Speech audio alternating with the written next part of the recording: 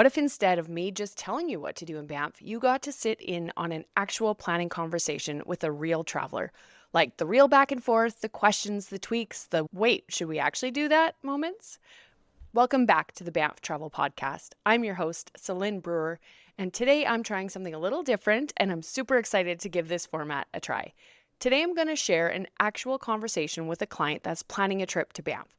I did this Banff travel consultation about a week or so ago, and it left me feeling like it would be the perfect podcast episode. I'd love if you could tell me if you like this format. I'd also love to do this type of episode with you after you travel here. So if you have a moment, head to banfftravelplanning.com/podcast and find the red button that says ask a question/give a feedback. Let me know what you think. I'd love to hear what you thought of this episode and if you'd be willing to come on an episode with me. So a little background on this call. The gentleman I talked to is heading here in September with his wife and another couple. 4 people, 2 couples, and a very clear goal. Enjoy the best of Banff without being busy every single day. No jam-packed schedules, no marathon hikes, just really good experiences with room to breathe. They also wanted to prioritize easy over budget, so great experiences without waiting in line for a shuttle or visiting places on a crowded weekend. He came to me with a sample itinerary and most of their hotels already booked. He'd pulled ideas from books, maps, Instagram, all of it, and then fed everything into ChatGPT to create a rough itinerary.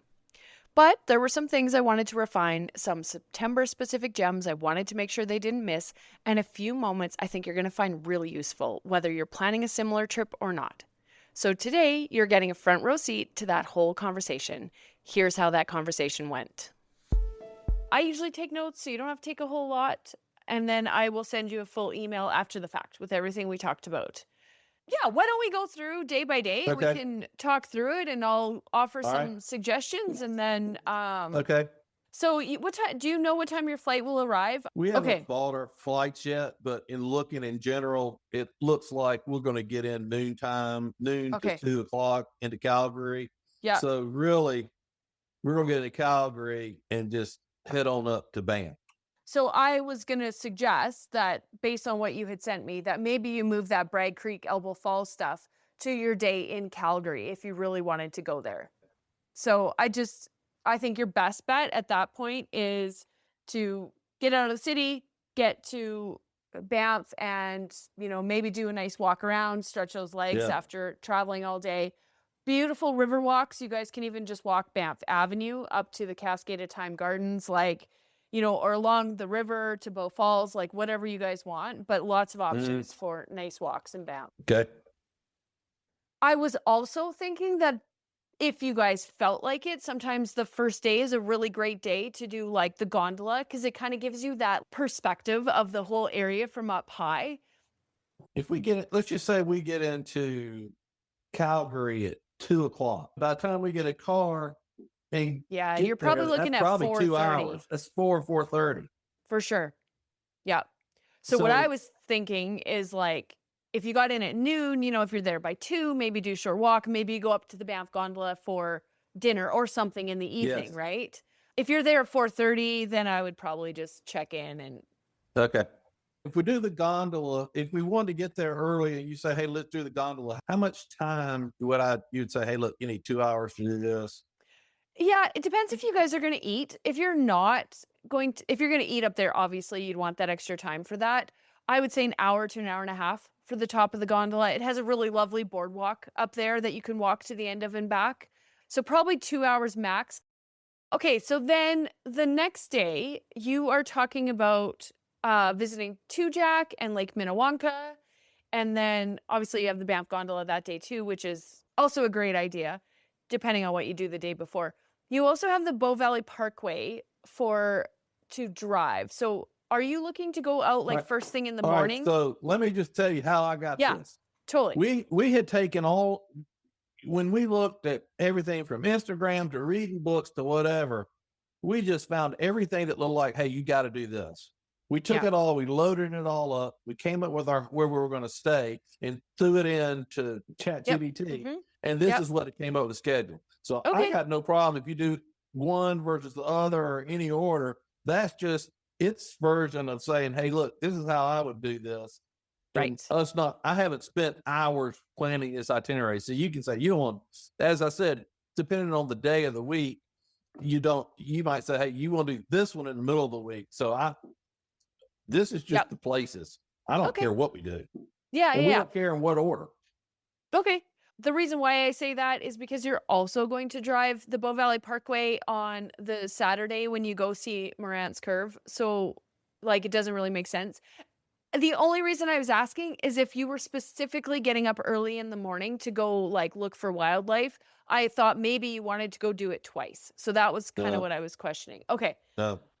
So also Lake Minnewanka. Are you guys interested in the boat cruise on Lake Minnewanka at all? I did see that. And I don't, you got that. And then they did the same thing in Louise too. But are they both worth doing? Is that where you want to do both?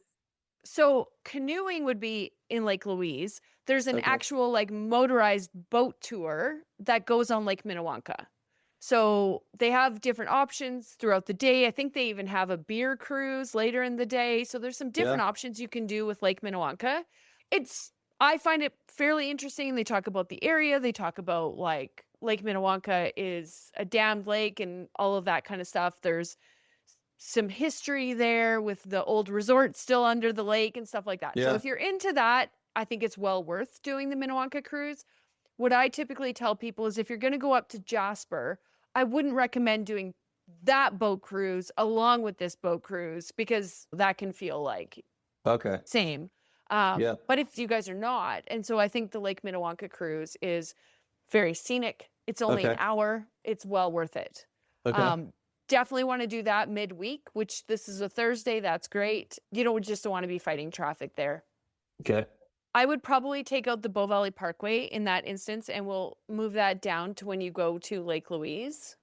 Okay. And then, the whole Lake Minnewanka area has other places you can stop as well, besides just the cruise. Johnson Lake is along there. Two Jack Lake usually has some really stunning mountain reflections if you catch it at the right time. Lake Minnewanka with the boat cruise. If you do like the history of the area, there's Bankhead, which the remnants of the old mining town that was there. It's just a short, like, mile walk around, but it's pretty scenic. So those are some options along there that you Okay. can do. I know you don't want to be busy all day. So, that might be enough for you guys is just to go enjoy that scenic drive along there with some stops along the way. Don't want to do is spend all day in a car. Fair. Totally fair. So Lake I don't have a Minnewanka. problem if we're going along and say, all right, there's plenty of places to stop as you go. And Yeah, that's not our goal. I get that. So Lake Minnewanka is super close to the town of Banff. You're talking like Yeah. a 10-minute drive. Yeah.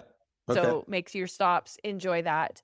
And then I also know that people don't always want to have everything planned out. So we can, include some options for that day. If you guys Yeah.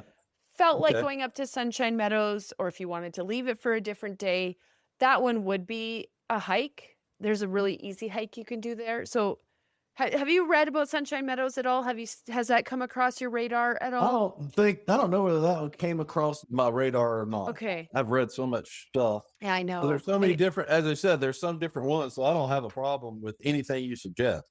Yeah. So the Sunshine Ski Resort is just, again, outside the town of Banff. And what they do in the summertime is they run the gondola up to like what is called Sunshine Village. And then from there, you can take a chairlift if you're comfortable with that, like a skiing chairlift up to the top. And then you can just do a loop hike back down to the gondola. So it's not a very long hike, but the viewpoint up there is just absolutely beautiful. Okay. You can see 3 mountain lakes. Typically, people go up there for the wildflowers. You guys will be past that point, but it's still nice thing in my beautiful. book right here. I just put it up. Get the gondola up to Sunshine Meadows and view the wildflowers and all their Right? all their finery. But it's Did you still write the beautiful book? in September. I should have. I should write a book. So I would probably leave that as an option for you guys, either on day 2 or day 3, depending how your day goes. Just Okay. know that you have that option. And then on day 3, I see that you have a wildlife or an e-bike tour. That just, as I said, it Okay. just came in. Yeah, I'm just going to keep asking the questions so you Yeah, can just yeah, say yeah. like whatever. it depends on what the e-bike is. We've done some, we've Yeah. biked before. So that we can do that. So there is something that happens in September that's kind of special that summer people don't get to do. So the Bow Valley Parkway that we've talked about is a secondary highway between the town of Banff and the town of Lake Louise. So it runs parallel to the Trans-Canada Highway, if you can see that. So is that 1A? Yeah, that's exactly it. Yeah. Okay. Yep, So yep. what happens in September is the eastern portion of that from Banff to Johnston Canyon, so you can see that section, gets closed to cars and open for cyclists. So you can actually go ride that road without any cars on it. As an e-bike tour cool. or on your own, you can just rent e-bikes. It's really cool. It's super scenic. It's absolutely beautiful. I highly recommend it. That can't be that far.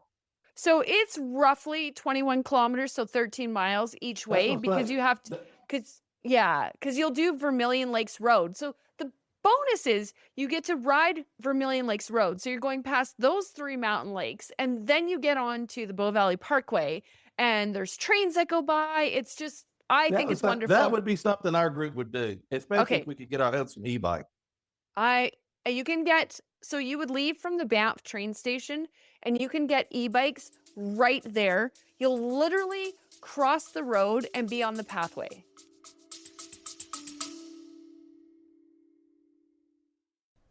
Planning Lake Louise and Moraine Lake shuttles can get confusing fast, especially once you start comparing Parks Canada shuttles to Roam Transit and private options. If you want help choosing the right one for your trip, come join one of my live shuttle workshops happening at the end of this month. I'll walk you through the options, show you how the booking works, and answer your questions live. It's only $9.99 US, and last year attendees said it made the process clear, easy to follow, and far less stressful. Head to banfftravelplanning.com/shuttle to save your spot.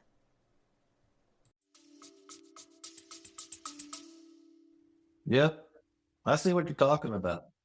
Okay. And so the only people that get this are the people who are traveling in May, June, or the people in September, because they leave it open the rest of the time. So since you guys are coming in September, okay. And to be honest, by the time you get to Johnston Canyon, it's going to be way busier than what I would recommend you guys doing at that point. Johnston Canyon is just, it's one of those places that's really lovely if you catch it without all the people. But people usually say that it's not worth the time because it gets so busy. My recommendation for you guys, instead, if you really wanted to do it, and it is really pretty, but I would probably suggest you go like maybe at 5 or 6 o'clock in the evening when everyone goes back for dinner and enjoy it with like drive to it instead. And then, you'll have to go past the Castle Junction and come back to it, but it's not much of a further drive. Yeah, I see.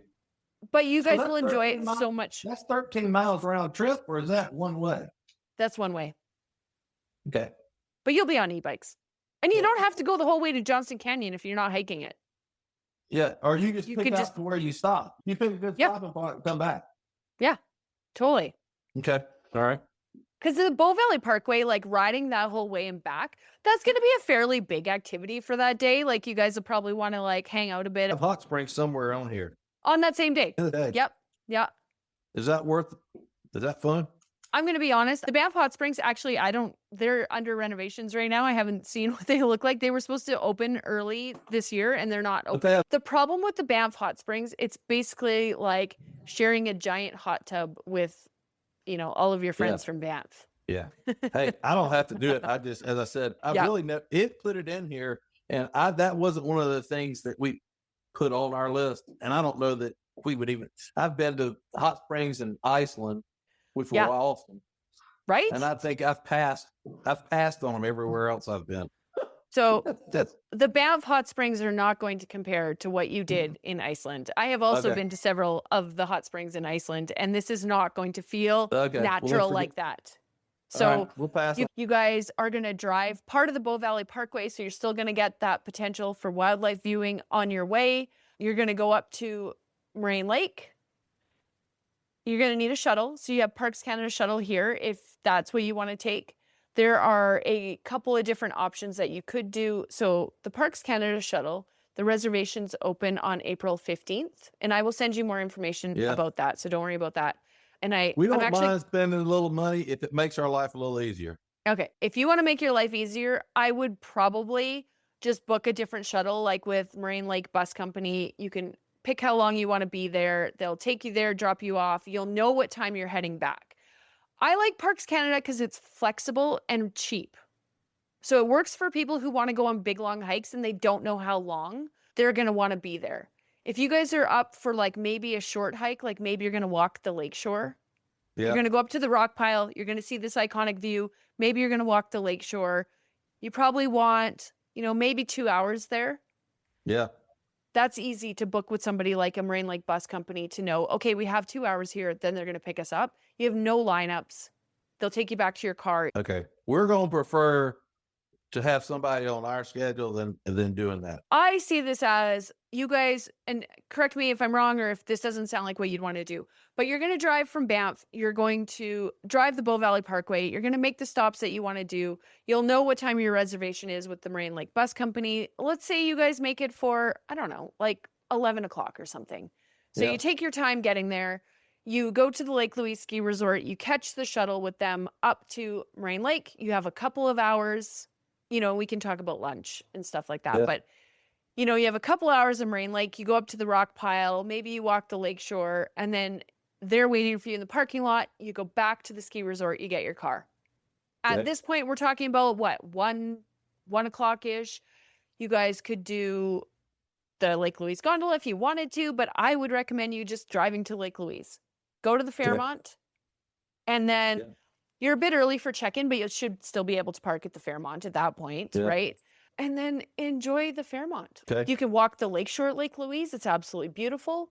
You could do a short hike up to Fairview Lookout, which has a really stunning view down over Lake Louise itself. So it's not super long, but it gets you one of those like really iconic views of it. Maybe go on a canoe ride. If you're staying at the Fairmont, you get to skip most of the line. There's some benefits to you for staying there. We do want to go on a canoe ride. Yeah. So I don't know which day. We need to stick it in there somewhere. Yeah. That afternoon might be really nice. Okay. The great thing is there's no booking that in advance. So if you don't feel like it that day, you can do it maybe on an evening that might be quieter. That might be a good option after you guys are done with Yoho. And then the Icefields Parkway, I think it's one of those things that you guys just make the stops that you feel like stopping at. If you get to one that's too busy, just move on to the next. You're obviously coming back anyways. That's probably going to be your longest day in the car. Okay. Did you have any thoughts on whether or not you wanted to go all the way up to the Columbia Icefield, to the Athabasca Glacier? I have read about that. And as I said, if you say it's worth going, we'll add it to our list.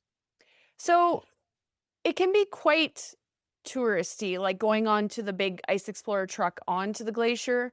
There are some different options that will just be less people around. They do an Ice Odyssey. I think they can fit 4 people in that. So it's like one smaller vehicle that doesn't go to the same main area on the glacier as everything else. It goes to a different area. So that's a little bit quieter, obviously costs more. There's also hikes on the glacier. I don't know if you guys went on a glacier in Iceland at all. Yes. If anybody was interested. We've done some glacier work in Iceland and Alaska and all that. Yeah. The thing about that is if you don't go see them now, you wait back 4 or 5 more years. They may not be there. I mean, I would say that if you've already been on the glaciers, it's probably not going to add anything. Couple hasn't. The other couple hasn't. So. Okay, well, maybe ask them. If you say, hey, and then of course if we can say, hey, if we're going to cut something off, we say don't do this, but we can work through that. We just don't. I don't have a problem having a long day. We just don't want every day to be a long day. Totally. And I think we've really hit some balance on that as well. There's some days where you're like, you know what? We go for an awesome bike ride and then we take the rest of the day off and just enjoy some time around town or at the hotel. I'm going to send you 2 options for that. It's obviously going to be a full day on the Icefields Parkway, but the Icefields Parkway is pretty stunning. I'll send you the Ice Odyssey, and I'm also going to send you the short hike on the glacier so you can maybe reach out to them and just see what they would prefer to do. Yeah. And then you guys can decide for that day. And then we have the following day, which is Takaka Falls, Emerald Lake. You can canoe on Emerald Lake if you want to as well. Lunch at the lodge is really lovely, and then returning to Lake Louise. So I would probably not change anything to that day. I'd probably make a stop to Natural Bridge in there. It's on the way to Emerald Lake. And then your next day is Johnston Canyon. Maybe you guys go do that early in the morning. Maybe you do it later in the evening, depending on how much time you feel like spending in Lake Louise that day. Because that was our plan, was just to stay. Yeah. Just spend our, we're not going to get back to Calgary till whenever. All we're going to do, we ain't even got a hotel place there. We're just trying to. Yeah. I mean, if you're going to spend, let me just look at this for a second too. So I had talked about even like the canoeing or the Fairview Lookout hike and some of that other stuff. I mean, you guys could do that on this day. If anybody felt like hiking up to Lake Agnes Tea House, that would be a good day. It's an option that you guys don't need to decide in advance because you're already at Lake Louise.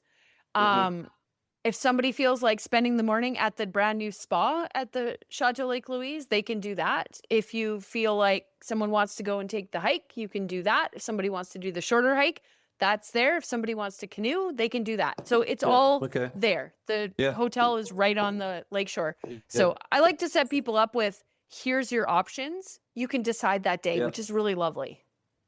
Okay. And then Johnston Canyon, obviously, on the way to Calgary. Okay. So I do see that it says here, explore Canmore, but that doesn't make a whole lot of sense if you guys are driving to Calgary to stay and then coming back to go to Canmore. What would you do in Calgary for the day?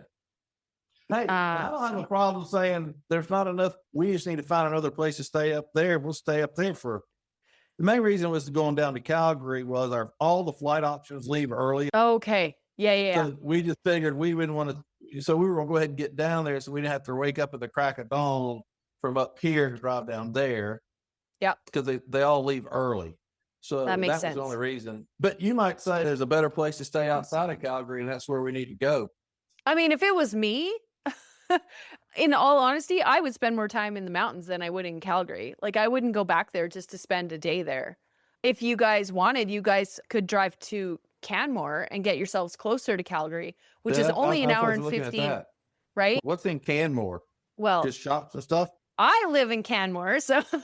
All right, plenty to do in Canmore? Canmore is such a lovely mountain town. It's got beautiful pathways along the river to the engine bridge, like lots of beautiful walks, lots of restaurants, lots of shops downtown.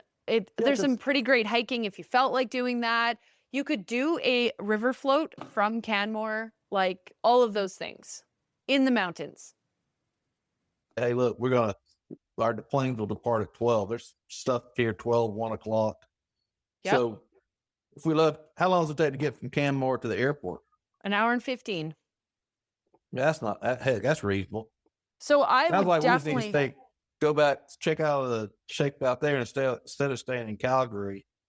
Stay in Canmore for 2 nights. So you guys will be flying at noon. So just so you know, it is recommended to go 3 hours in advance. You guys will clear U.S. Customs here in Calgary, not when you get there. You'll clear it before. So that's why you need to go 3 hours in advance. Okay. So just so you know. So it'll be security and customs.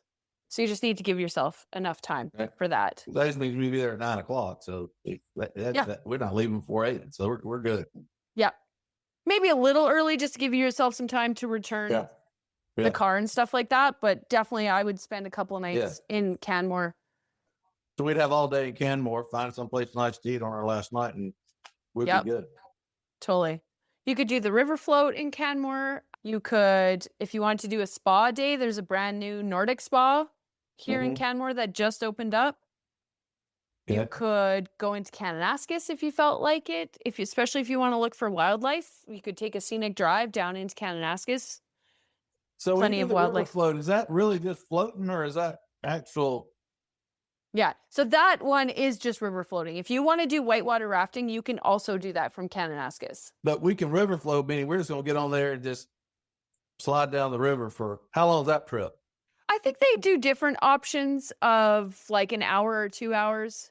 Okay. So usually they're guided. Okay. It's not an all-day thing. Yeah. Okay. Well, we can plan that and just say, hey, get there. Yeah. I'm just thinking if the weather's bad, maybe you don't want to do that, but yeah. But a lot of times too, if you're booking things on like Get Your Guide or Viator, a lot of times you have like a 24-hour cancellation. So it's not usually a big deal. Okay. Well, you just give us a suggestion there and I'll throw it out there to them all and we'll go from there. The only other thing I wanted to mention, I don't know if anybody is, I know you guys have a lot of wildlife on here, which is why I suggested Kananaskis as well. There's also a wolf dog sanctuary. So they rescue wolf dogs. If I know sometimes people are like big animal lovers. If you have anybody in your group, that is something that may be of interest as well. So I'm just going to throw that out there. Okay, that's fine. I can just tell them, hey, yeah, it's just something different. You see something different. They'll say, we're not in a hurry. We're just, and that's why we're staying. It's just to be there. Totally. So I'll send you some options for Canmore as well.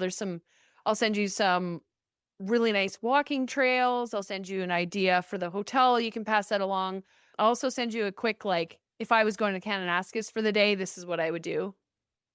Okay. So is the park up there, is it kind of like it is in some of the ones that are in the States where, you got to buy your entry pass for your day?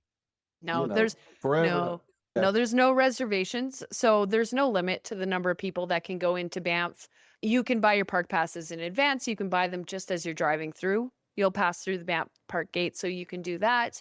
Usually how it works is it's just day passes for the whole car, unless you're staying 7 days or longer. And that's in Banff National Park, so not Canmore, because Canmore's outside of that. Right.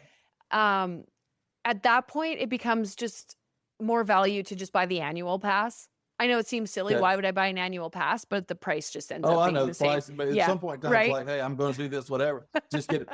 All that stuff, I just assume buy before I go so that we don't have to worry about it when we get there. Yeah, absolutely. So you can just buy it online. You don't need to worry about it. If you do Kananaskis, there's a separate pass that you need for that. It's just online. You just need your license plate for your rental car, so you can just do it the day of. If you forget, you can even just do it before midnight that same day. So super easy. I'll send you information on that. Yeah. So well, this has been very informative, because what I'm going to do, probably after you give me all this, I'm going to absorb this and talk to everybody. Yeah. And you'll probably hear from me again and say, hey, or maybe not a shorter one. I can say, hey, look, here's the stuff here. Now that we've gone through all this, then get back on a little shorter session. But I appreciate it. All right. I hope that was useful for you to listen to, as it was for me to do it. There is something so different about hearing a real planning conversation versus just a list of tips, right? You get the why behind everything. Now, here's where I need your help. This was an experiment, and I genuinely want to know what you thought. Did you like this format? Was it helpful to hear a real consultation? Head over to banfftravelplanning.com/podcast and let me know. I read every single message. And if you've already been to Banff and want to do a post-trip version of this by debriefing on what worked, what didn't, and what you'd wish you'd known, I would love to do that with you. Reach out at banfftravelplanning.com/podcast and let's make it happen. Next episode, we're back with more Banff goodness, and I'm going to be talking about Lake O'Hara in Yoho National Park. Until then, happy trip planning, and I'll see you out on the trails.